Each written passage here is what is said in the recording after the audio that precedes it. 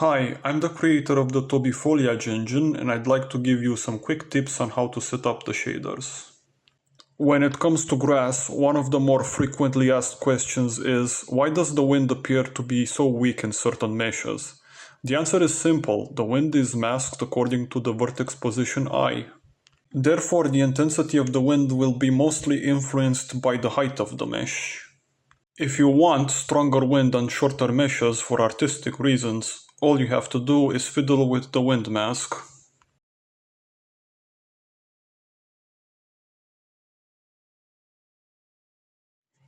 Values such as radius 1 and hardest 1 will be locked as default values, meaning you can't increase the hardness. To do so, just set the radius to more than 1.